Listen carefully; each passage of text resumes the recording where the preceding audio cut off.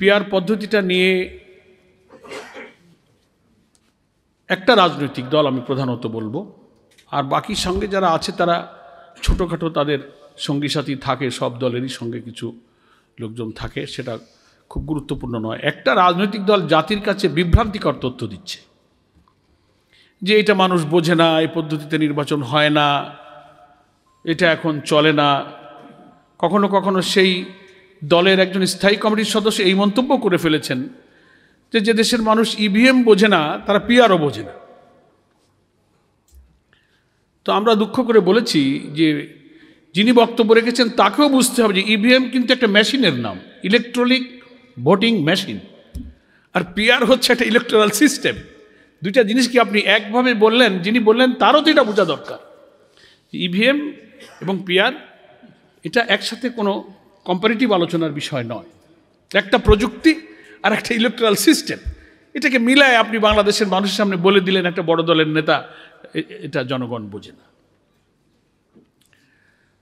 তো proportional representation যেটাকে বলা হয়, পিআর পদ্ধতি আপনারা ইতিমধ্যেই জেনেছেন, কারণ এই পদ্ধতির উপরে সারা দেশে বিশেষ করে ঢাকাতে জাতীয়ভাবে বিভিন্ন রাজনৈতিক দল, বিভিন্ন সংস্থা, সংগঠন, গবেষণা প্রতিষ্ঠান আলোচনা, সিম্পোজিয়াম, গোল টেবিল এগুলোর আয়োজন করছে। এগুলোর উপরে পত্রপত্রিকা আর্টিকেল লেখা হচ্ছে, প্রবন্ধ লেখা হচ্ছে, এর উপরে বই ইতিমধ্যে লেখা হয়েছে। এটার উপরে গবেষণা চর্চা কিন্তু হয়েছে, যেহেতু পিআর পদ্ধতিটা ইলেকশনের কি সিস্টেম, কেমন করে এটা হয়।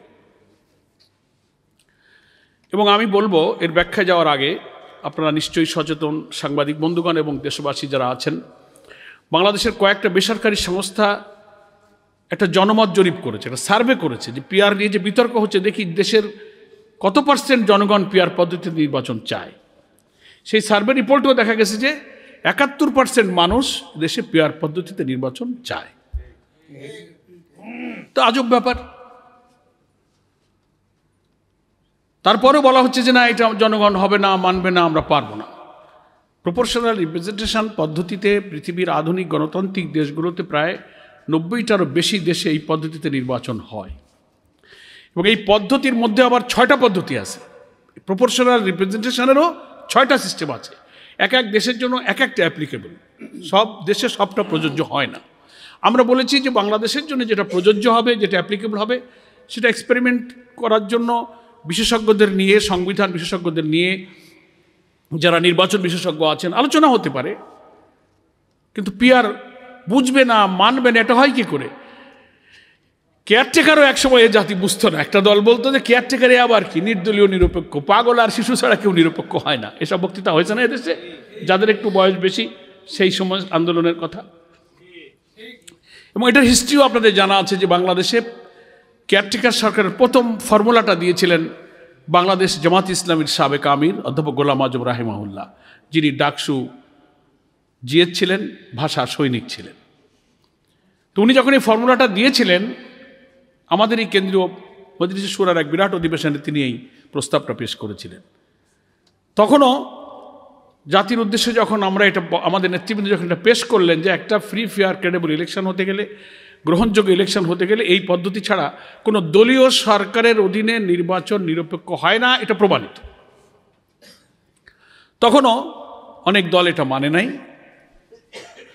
পরে ধীরে ধীরে যখন এটার বিশেষজ্ঞ পর্যায়ে আলোচনা হলো, চর্চা হলো, তখন এটা নিয়ে আস্তে আস্তে এক একটা দল, তারপরে আমরা সব দলই কিন্তু একমত হয়ে গেলাম, এবং এটা সংসদে কিন্তু গৃহীত হলো। এবং শাহাবুদ্দিন সাহেবের যে প্রথম নির্বাচন হলো 91-এ, তত্ত্বাবধায়ক সরকারের সেই অধীনেই নির্বাচন হলো। তারপরে এটাকে সাংবিধানিক রূপ দিয়ে আইনে পরিণত করা হলো। দুঃখজনক হলো তারপরে আবার এই কেয়ারটেকার পদ্ধতিটাকে বাতিল করে দেওয়া হয়েছে। সেই ইতিহাসের দিকে আমি যাবো না, সময় চলে যাবে। যারা দেখলো যে নির্বাচন নিরপেক্ষ হলে নিজেরা ক্ষমতায় ইচ্ছামতো আসা যায় না, রাতে বাক্স ভর্তি করা যায় না, বাক্স নিয়ে দৌড় মারা যায় না, নানান রকম সমস্যা আছে, তো এটা আমাদের অধীনে হতে হবে। এটার অনেক ইতিহাস আছে। যাই হোক, আলহামদুলিল্লাহ 24-এর গণ অভ্যুত্থানের পরে নতুন পরিবর্তিত রাজনৈতিক পরিস্থিতিতে জুডিশিয়ারি যখন কিছুটা স্বাধীন হলো, তখন এটাকে কোর্টে গেল, মামলা হলো। সেই মামলায় আমি জামাত ইসলামের পক্ষ থেকে সেক্রেটারি জেনারেল হিসেবে আমিও বাদী ছিলাম। সেই মামলার শুনানি শেষে আদালতে কেয়ারটেকার পদ্ধতি বহাল রাখা হয়েছে। সেটা এখন আইনে পরিণত হয়েছে। তা আমরা বলেছি যে কেয়ারটেকারও যখন এক সময় বোঝে নাই, আস্তে আস্তে ধাক্কা খেয়ে বুঝেছে, তো পিআরও ইনশাল্লাহ এই জাতি এক সময় বুঝবে। আমরা এটাকে নিরপেক্ষ কেন বলেছি, এটার সিস্টেমটা ইতিমধ্যে অনেকে জেনে ফেলেছে। তো বাংলাদেশের জন্য যে প্রযোজ্য বিধান 6টা থেকে যে কোনো একটা আমরা চয়েস করতে পারি। এই নির্বাচনে কমন নিয়মটা হচ্ছে কোনো ব্যক্তি প্রার্থী হবে না, দল প্রার্থী হবে। 10টা দল আছে, তার 10টা প্রতীক আছে, 10টা দল তার বক্তব্য জাতিকে জানাবে, তার মেসেজ দেবে, তার ম্যানিফেস্টো জানাবে। সে যদি নির্বাচিত হয়ে বাংলাদেশের ক্ষমতায় আসে, দেশটাকে কিভাবে গড়বে, গোটা জাতিকে সেটা সে ব্রিফ করবে। ভোটাররা তার মধ্যে যেটাকে পছন্দ করবে সেই দলকে ভোট দেবে। কোনো ব্যক্তি যখন নির্বাচনে নিজে প্রার্থী না হয়, নির্বাচনের সহিংসতা, পেশিশক্তি, কালো টাকা, ভোট ডাকাতি, এগুলো কিন্তু তখন আর অতটা হতে পারে না। কারণ আমি যে এমপি হতে পারছি না, আমি হবে কিনা তো আমি জানি না, ফলে আমার যেহেতু ইন্টারেস্ট নেই, তো আমি কোটি কোটি টাকা কেন এখানে খরচ করতে যাব?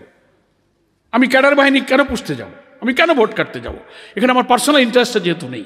হ্যাঁ, দলের জন্য প্রচার অভিযান হবে, ইলেকশন কমিশন যদি নিউট্রাল হয়, ইলেকশন প্রক্রিয়াটা, সিস্টেমটা যদি ফেয়ার হয়, যেমন আমরা এবার নির্বাচন ব্যবস্থার সংস্কারে রাজনৈতিক দলগুলো নানান সংস্কার প্রস্তাব দিয়েছি। সেখানে নির্বাচন কমিশনের উদ্যোগে, সরকারের উদ্যোগে কমন প্রজেকশন মিটিং হবে, নির্বাচনে কিছু আচরণবিধি হবে, একটা ডিসিপ্লিনের মধ্যে ইলেকশন হবে এবং প্রত্যেক দলের পক্ষে জনগণ ভোট দেবে, ভোটাররা। ভোট শেষে ভোট গণনা হলে কোন দল কত পার্সেন্ট ভোট পেল, টোটাল কাস্টিং ভোটের কত পার্সেন্ট ভোট কোন দল পেল, ক দল এত পেল, খ এত পেল, গ এত পেল, এত পার্সেন্টেজ পেল। ভোট গণনার পরে according to ratio of percentage বাংলাদেশের 300 আসনের পার্লামেন্টে ওই সিটগুলো ওই পার্সেন্টেজ অনুযায়ী দলের মধ্যে ভাগ করা হবে। যে ঠিক আছে, আপনি এত পার্সেন্ট ভোট পেয়েছেন 300 আসনের মধ্যে, এত পার্সেন্ট অনুযায়ী তাহলে আপনি এতটা আসন পাবেন। এতে হয় কি, প্রত্যেকটি ভোটারের ভোটের মূল্যায়ন হয়। দেখেন না, আমরা যখন ছোটবেলায় দেখছি ভোট টোট হতো, তো ভোটাররা ভোট দিয়ে আসলে যে প্রার্থী হেরে যেত তার ভোটটা হয়তো কাজে লাগে নাই। দেখা গেলো যে সে 5 ভোটে হেরে গেছে, 20 ভোটে হেরে গেছে, 100 ভোটে হেরে গেছে। বাড়ি এসে বলতো যে আমার ভোট পচে গেছে, ভোটটা পচে গেছে, তার মানে ভোট কাজে লাগে না। এখনও পার্লামেন্টে যে ইলেকশনের সিস্টেম আছে, 1.5 লাখ ভোট পেয়ে আমি জিতে গেলাম, আরেকটা আমার প্রতিদ্বন্দ্বী 1,49,000 পেল, সে লোকটা হেরে গেল। তাহলে এই 1,49,000 ভোটারের ভোটের কোনো মূল্য হলো না। আমি কথাটা বোঝাতে পারছি কিনা আপনাদের? তাহলে এই ভোটারগুলোর মূল্যায়ন পিআর পদ্ধতিতে হবে, কারণ প্রত্যেকটি ভোট দলের অনুকূলে গিয়েছে, ব্যক্তির অনুকূলে যায়নি, এবং গণনা হয়েছে, শতকরা হারে তার মধ্যে আসন বণ্টিত হয়েছে। তাহলে যদি কেউ 1% ভোটও পায়, 300 আসনের মধ্যে যদি টোটাল কাস্টিং ভোটের 1% ভোট যদি সে পায়, তাহলে সে 3টা আসন পাবে। আমি কথাটা বুঝতে পেরেছেন কিনা? 1% ভোট যদি কোনো একটা দল পায় টোটাল ভোটের, তাহলে সে 300-র মধ্যে 1% কত হয়? 3টা হয়, পাবে। এবং তাদের সুবিধা হচ্ছে যে মনোনয়ন বাণিজ্য হয় না, যে আমার মনোনয়ন দেন আমি 5 কোটি দিয়ে দেবো। সব দোকান খুলে বসে থাকে দোকানদারের মতো, যাও সিট বিক্রি হবে, টাকা কে কত দেবা। টেন্ডার হয় না, নিলামে ওঠে না, ডাক ওঠে, নিলাম হইতে হইতে হাইয়েস্ট যে পায় তারে দিয়ে দেয়, কিন্তু টাকা কিন্তু দলের নেতার পকেটে চলে গেল। এই পিআর পদ্ধতিতে যেহেতু ব্যক্তির ইন্টারেস্ট থাকে না, সেই যে মনোনয়ন বাণিজ্য হয় না, সন্ত্রাস, সহিংসতা, কালো টাকা, পেশি শক্তির প্রভাব থাকে না, প্রত্যেকটি ভোটারের কিন্তু যথাযথ মূল্যায়ন হয়।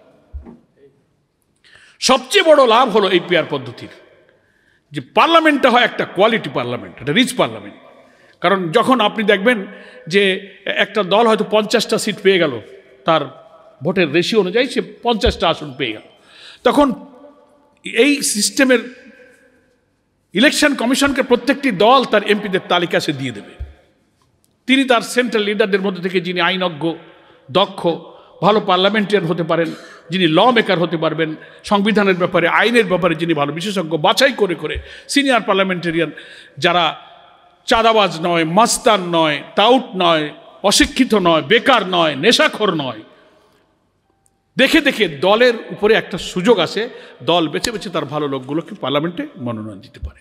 আপনি দেখবেন অতীতের অনেক দলের ইলেকশনের এই রেকর্ড আছে, আওয়ামী লীগের মধ্যেও ছিল, বিএনপির মধ্যেও ছিল, আমাদের জামাতের মধ্যেও আছে।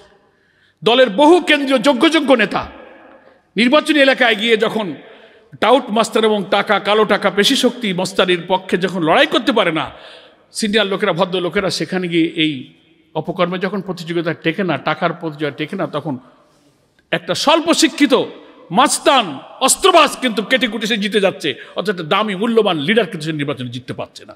এরকম বহু নেতা শব্দের মধ্যে ছিল। এই ক্রাইসিসটা কিন্তু পিআর পদ্ধতিতে আর থাকবে না, কারণ দল উইল নমিনেট দেয়ার এমপি।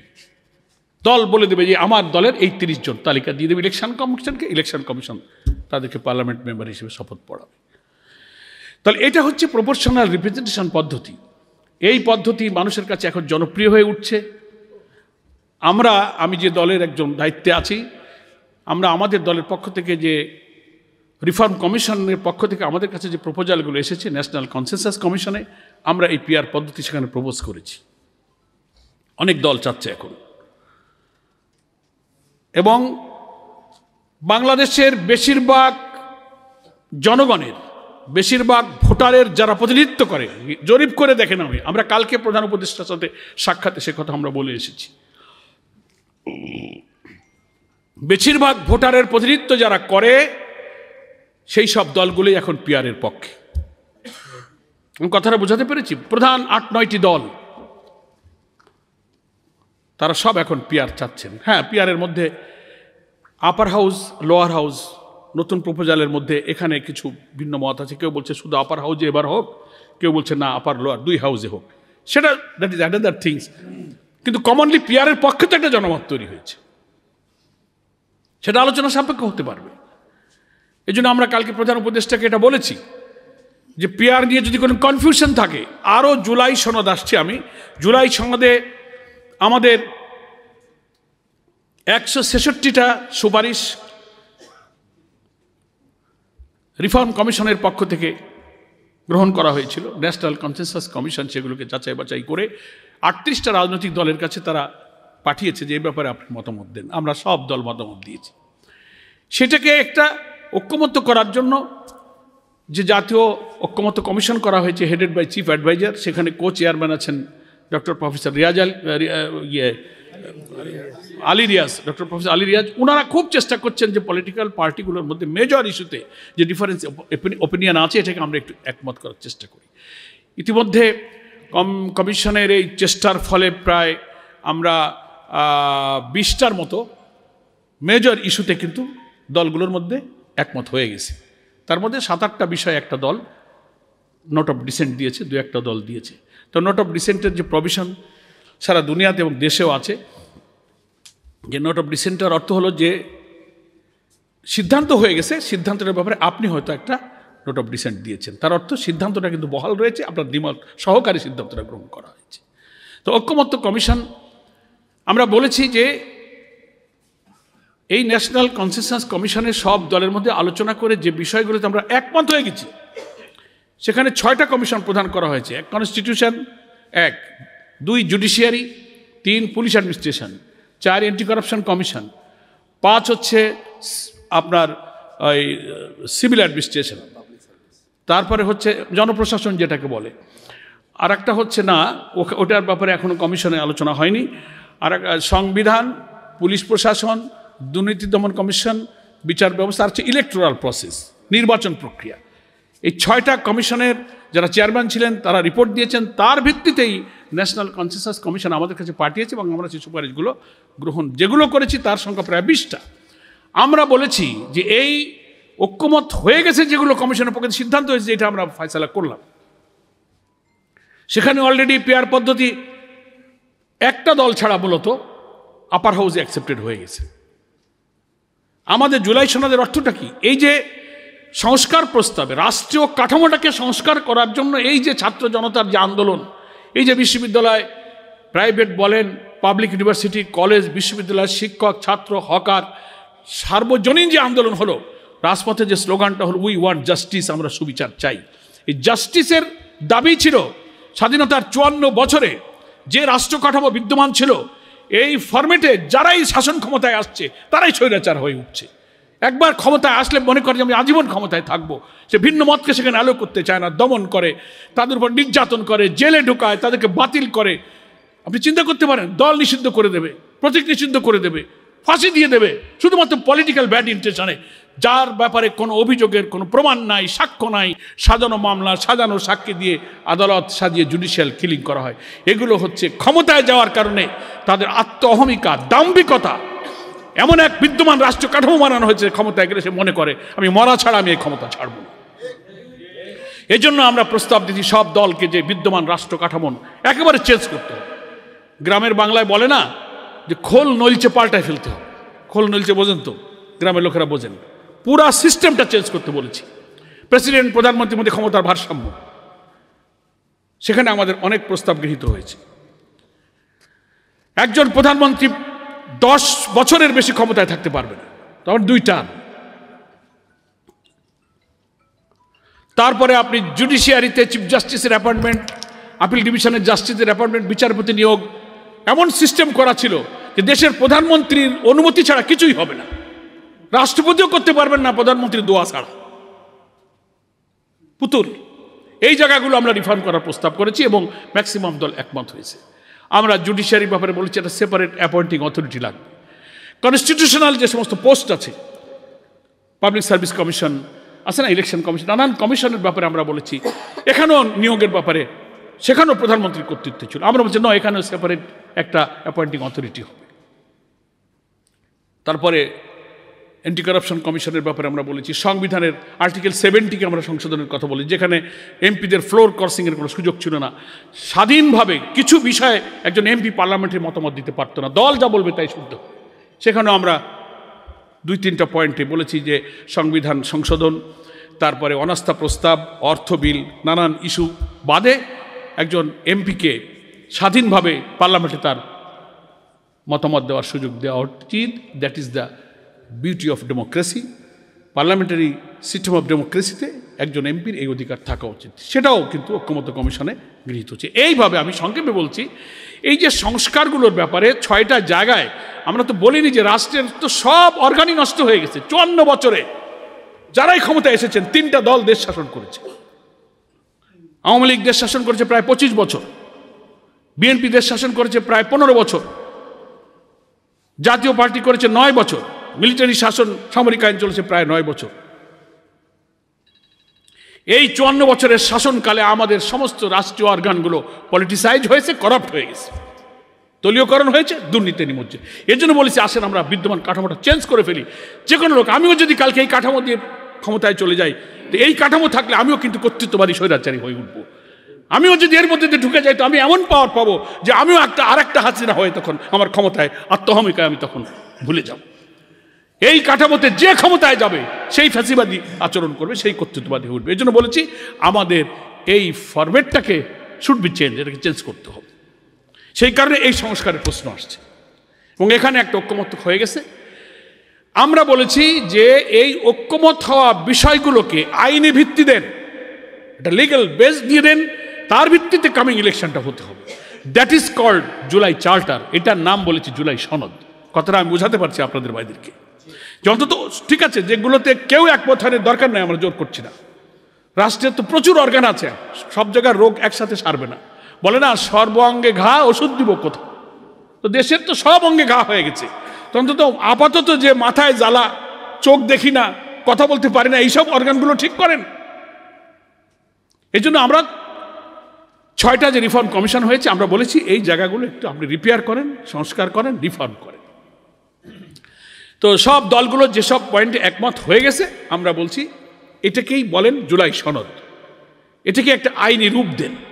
এখন প্রশ্ন আছে যে কিভাবে এটাকে আইনি বিধান দেওয়া যাবে, সেটাও কিন্তু আমরা বিভিন্ন দল তার ব্যাখ্যা দিয়েছি, তার প্রস্তাবনা অপশানগুলো আমরা বলেছি।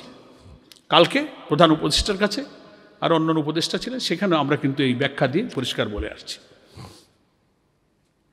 2টো অপশান প্রধান। একটা হচ্ছে প্রেসিডেন্সিয়াল একটা প্রক্লেমেশন জারি হতে পারে যে এই বিষয়গুলো একটা প্রজ্ঞাপনের সরকারি অর্ডিন্যান্সের মধ্য দিয়ে এগুলো আইনে পরিণত হলো। কামিং পার্লামেন্ট সেটা এসে অনুমোদন দেবে। That is one option. আর একটা হচ্ছে রেফারেন্ডাম, গণভোট। গণভোটের বিধানটাও আমাদের সংবিধান থেকে বাতিল হয়ে গেছিল। এবার রাজনৈতিক পরিবর্তনের পরে পার্লামেন্ট আদালতে গিয়ে কিন্তু আবার সংবিধান সংশোধনীর সেই মামলা শেষ করে আমাদের গণভোটের অধিকারও কিন্তু সংবিধানে ফিরে এসেছে, আপনারা সবাই জানেন। ফলে আমরা তো গণভোট দিতে পারি, রেফারেন্ডামে যেতে পারি। এই এক্সাম্পল তো আছে। আপনারা জানেন, যাদের একটু বয়স বেশি, আমি তো তখন ছোট ছিলাম, 70 সালে যখন এদেশে নির্বাচনে শেখ মুজিবুর রহমান যখন সংখ্যাগরিষ্ঠ আসন লাভ করলেন, পাকিস্তান আমলের কথা বলছি আমি, তখন পাকিস্তানে কোনো প্র্যাকটিক্যালি কোনো সংবিধান কার্যকর ছিল না। 1956-এ প্রথম পাকিস্তানের সংবিধান রচিত হয়। 62-তে এসে আবার সেই সংবিধান স্থগিত হয়ে আবার সামরিক আইন জারি হয়। 69-এ আইয়ুব খান পদত্যাগ করেন, ইয়াহিয়া খান ক্ষমতা দখল করেন। 70-এর নির্বাচনে কার্যকর কোনো সংবিধান না থাকে, এখন কোন আইনি কাঠামোতে ইলেকশন হবে? তখন আইন বিশেষজ্ঞরা মিলে তখন একটা লিগ্যাল ফ্রেমওয়ার্ক অর্ডিন্যান্স জারি করেছিলেন, যাকে বলা হতো LFO। তাহলে 70 ইলেকশনে, যে ইলেকশনে নির্বাচিতদেরকে নিয়ে এখানে গণপরিষদ হয়েছিল, সেই গণপরিষদে নতুন বাংলাদেশের প্রথম সংবিধান রচিত হয়েছিল। ডক্টর কামাল ছিলেন সেই সংবিধানের একজন প্রণেতা। কই সেই পার্লামেন্ট নির্বাচনের জন্য সেই সংবিধান রচিত হলো যে গণপরিষদে, তার জন্য তো কোনো সাংবিধানিক ভিত্তি ছিল না, তখন তো LFOর মাধ্যমেই হয়েছে। তো that was the evidence, that was the option. এটাকে আমরা বলছি প্রেসিডেন্সিয়াল একটা অর্ডিন্যান্স জারি হতে পারে। আর একটা রেফারেন্ডামের নজির আছে। শহীদ রাষ্ট্রপতি জিয়াউর রহমান যখন প্রথম বাংলাদেশে ক্ষমতা গ্রহণ করলেন, উনি রাষ্ট্রপতি হলেন, দলের প্রধান হলেন, দল গঠন করলেন। মনে আছে 77 সালে, তখন আমি অনার্সের ছাত্র, তখন উনি রেফারেন্ডাম দিয়েছিলেন, গণভোট। সেই গণভোটের মধ্য দিয়ে তার ক্ষমতা গ্রহণ, দল গঠন, রাষ্ট্র শাসনের বৈধতা তিনি গ্রহণ করেছিলেন। তার সেই উদাহরণ তো আছে, সে নজির তো আছে।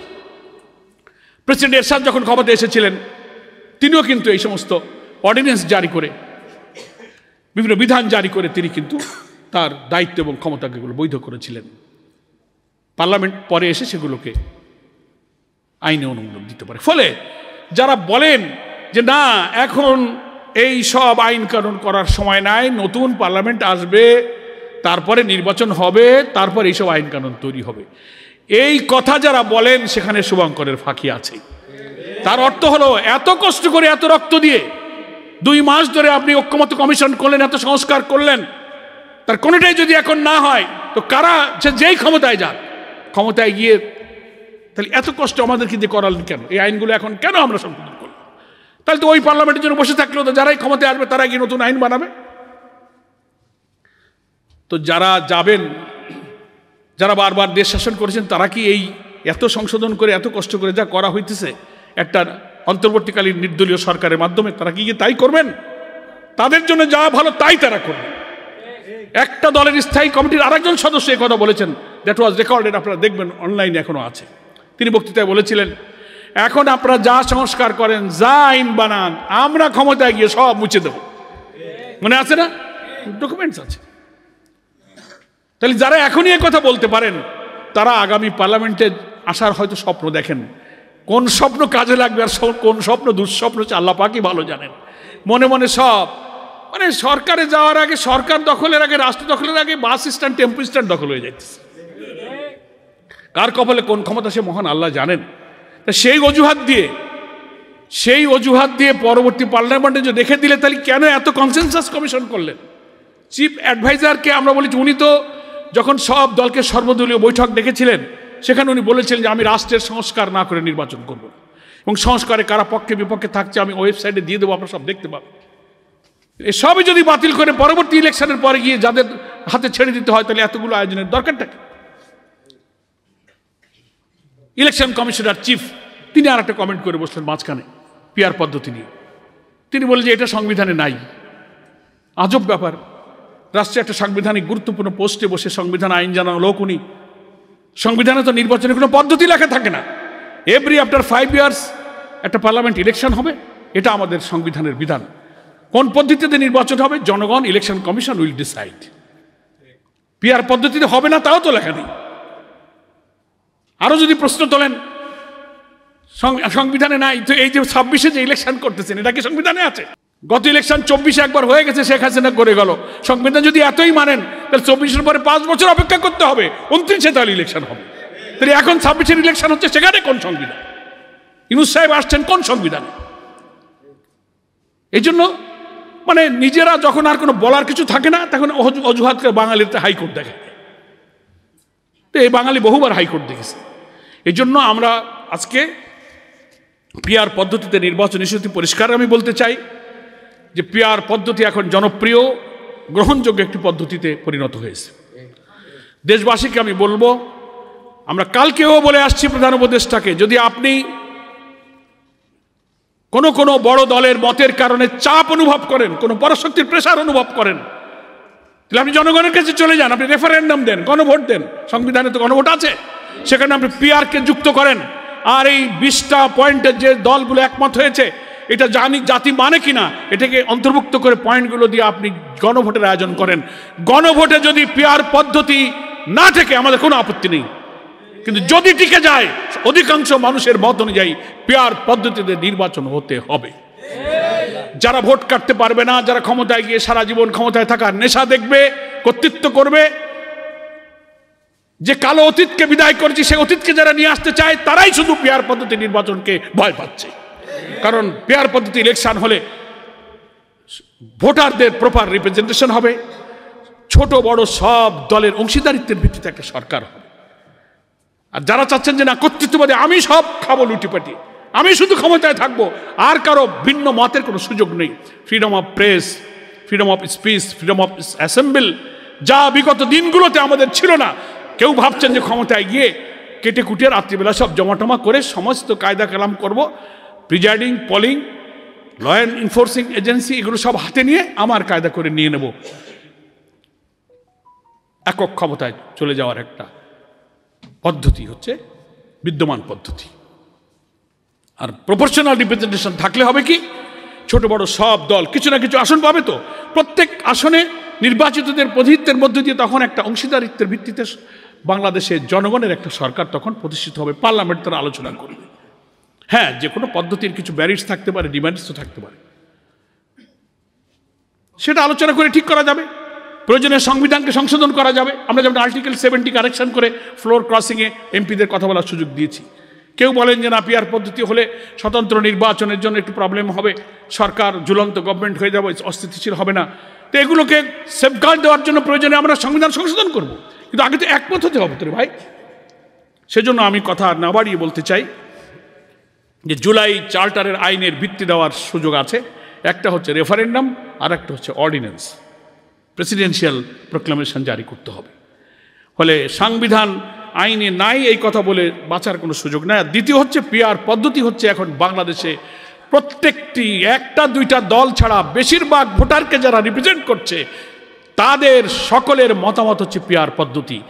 আজকের এই গোল টেবিল থেকে আমি দাবি করব, এটা নিয়ে কনফিউশন দূর করার জন্য ইলেকশন কমিশনকে বলবো, চিফ অ্যাডভাইজারকে বলবো, প্রয়োজনে জুলাই সনদে ঐক্যমতের ইস্যুগুলো পিআর পদ্ধতি যুক্ত করে আপনি এটাকে গণভোটে দিয়ে দেন। জনগণ যা ভোট দেবে আমরা তাই মেনে নেব। এটাই হবে জাতির মধ্যে কোনো বিশৃঙ্খলা। এবং এটা দিচ্ছেন না বলে আপনি পিআর পদ্ধতির সনদ ফাইনাল হলো না, সব দল এখনো স্বাক্ষর করলো না, চট করে আপনি ইলেকশনের দিন ঘোষণা করে দিলেন। এতে একটা সংশয় তৈরি হয় না? জনগণ এখন, মানুষ তো পত্রপত্রিকা, অনলাইন, সোশ্যাল মিডিয়ায় কি হতে যাচ্ছে, ভোট হবে না কারা ক্ষমতায় আসবে, অমুকের সাথে অমুক দেখা করতেছে, না জানে কি হয়ে যাচ্ছে। এই সংশয় দূর করার জন্য খুব দ্রুত সিদ্ধান্ত নেওয়া উচিত সরকারকে। এবং জাতীয় ঐক্যমত্য কমিশনকে আমরা অনুরোধ জানাবো এই গোলটেবিল থেকে, দ্রুত সকল দলকে আপনি ডাকুন, প্রয়োজনে চিফ অ্যাডভাইজারের নেতৃত্বে সর্বদলীয় জাতীয় রাজনৈতিক সংলাপ আহ্বান করেন। জাতীয় রাজনৈতিক নেতৃবৃন্দকে নিয়ে আপনি গোলটেবিল করেন, জাতীয় সংলাপের আয়োজন করেন, সেটা লাইভ টেলিকাস্ট হোক, সারা দুনিয়া দেখুক কারা কি কথা বলছে, কোন দিকে জনমত আছে। এবং বহু দেশে আছে, ন্যাশনাল পলিটিক্যাল কোনো ক্রাইসিস তৈরি হলে সরকার, বিরোধী দল সকলে গোলটেবিলে আলোচনা করে এটা একমত হয়। আপনারা তো ইন্ডিভিজুয়াল, কালেকটিভলি সব মতামত নিয়েছেন, এক্সচেঞ্জ অফ ভিউজ করেছেন। এখন প্রয়োজনে এইটাকে ঐক্যমতে আনার জন্য ডাকেন, ডেকে আপনি গণভোটে যান, জনগণ যা বলবে আমরা তা মেনে নেব। কোনো ক্রাইসিস তৈরি হবে না। কিন্তু কোনো ক্রাইসিস তৈরি করে নতুন করে এত রক্ত, এত আন্দোলনের পরে যদি আমরা দেখি যে একটা সাজানো পাতানো আগের মতো নির্বাচনের দিকে দেখ যাচ্ছে, এই নির্বাচনে কেন জনগণ অংশগ্রহণ করবে? কেউ যাবে না। 3টা নির্বাচনে আমরা ভোট দিতে পারি নাই। 54 বছর ধরে যে রাষ্ট্রীয় কাঠামোর মধ্যে আমরা শুধু কর্তৃত্ববাদের জন্ম দিয়েছি, আবার যদি সেরকম নির্বাচনের আয়োজন হয়, এই নির্বাচন তো জনগণ মেনে নেবে না।